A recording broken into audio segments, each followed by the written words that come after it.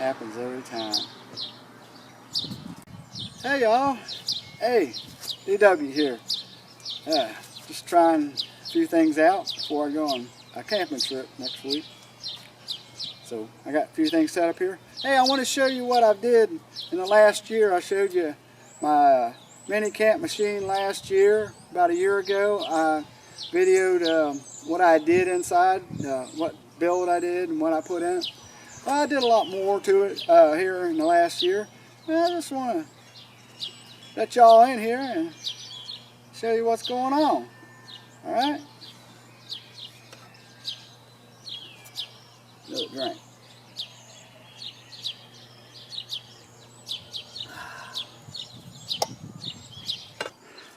As you remember, well, I don't know, you might be new to the channel and haven't seen this before. This is my 2004 Toyota Highlander that I made into a mini camp machine, a little camper here. So, got my bed here. I didn't show you the 6-inch mattress here the last time. I don't know if I had that or not. I didn't have the TV there. It's my antenna. Got my lights up there and everything here. Let me show you where I got my solar hooked in. Right down here, I got my solar coming in from the roof up there, and then I got a place where I plug in my portable panels out here. So when I get where I'm going, I got 200 watts, extra watts of solar right there.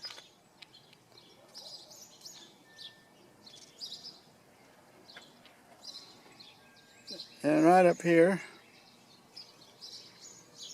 is where my solar comes in from the roof.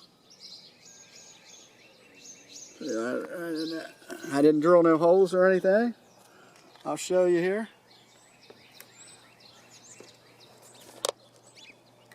It just fits right down. Fits right down in that groove there. It's a little plastic piece I kind of cut out a little bit.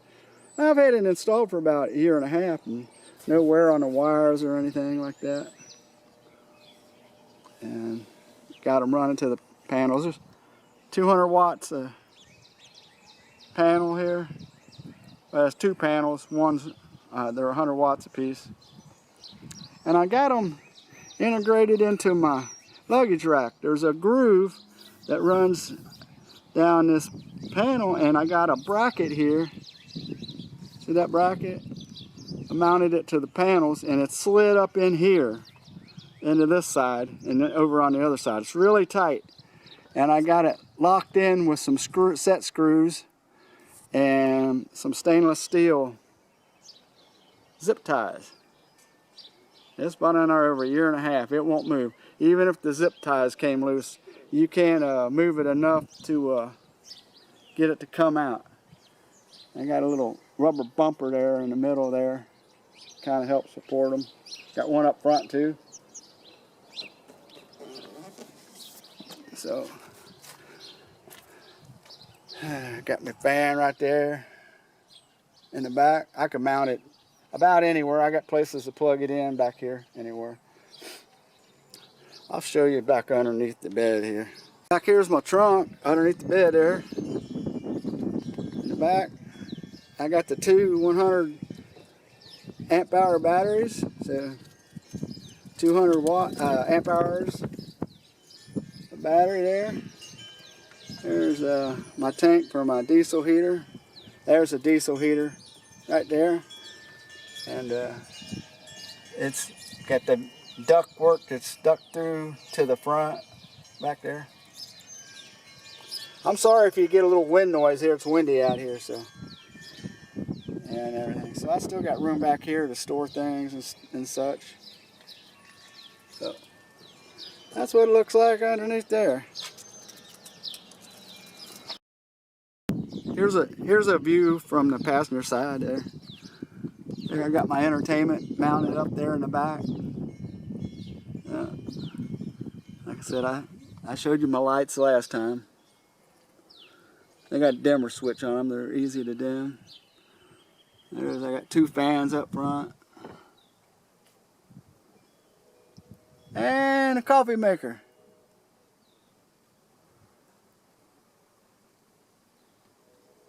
There's the refrigerator. It looks like a cooler, but it's got a regular compressor like a refrigerator. And I got my storage bin right there, or with some drawers in it.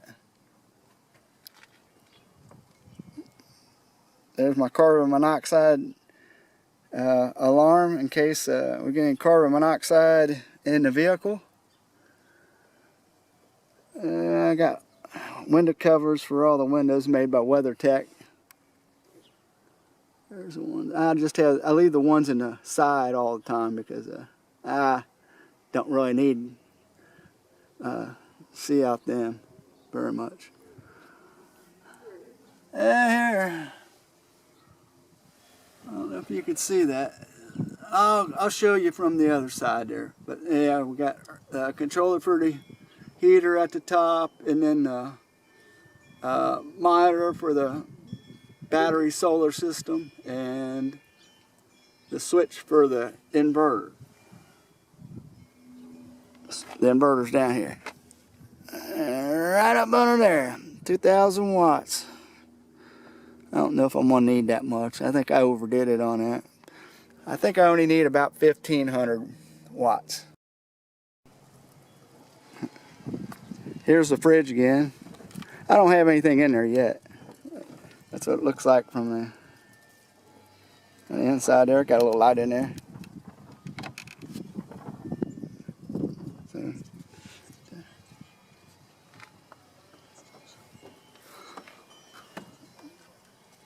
there we go. Got our monitor right there. Looks like we got 230 watts coming in.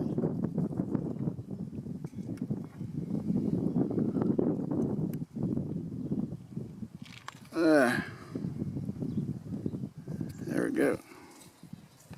I'll show you up underneath the front of the bed platform. Here's underneath the bed platform. Bed about slid out the back. There. Hey, since I last showed you this, I got a new dual switch breaker for the solar coming in there at the top, and a better breaker for the alternator charging off the car. I could switch the car alternator charging on if I'm not getting enough solar.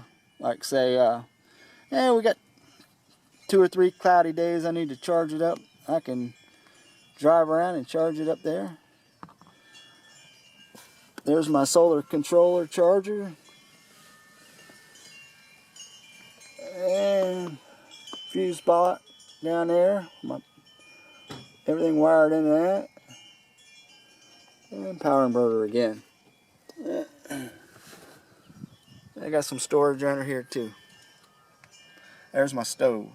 I got rid of my dual burner stove because I didn't have much room in here, so got me one of them butane propane stove, dual fuel. Alright. Here's that tarp canopy I made. I made it with 2 adjustable poles here and a heavy duty tarp, and this bungee here in between. It helps make it more stable in the wind. It's really windy out here, and I just put a board across these 2 poles all the way across there. Works real well. I just roll it up on the luggage rack up here and tie it on, and that's it.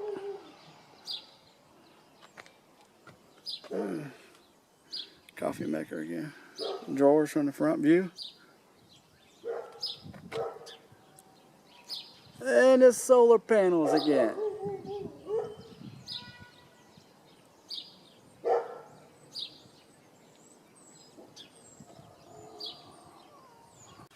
We're going to have to get this thing out in the woods and try it out. What do you think?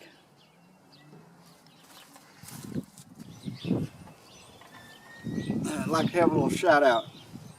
Scott, Static Camperman.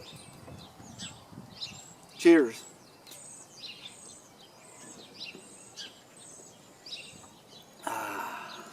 Coffee, good coffee. anyhow, I'm going to get off of here. Hey, if y'all would like, maybe I'll take you with me on my weekend adventure in the Hoosier National Forest next week.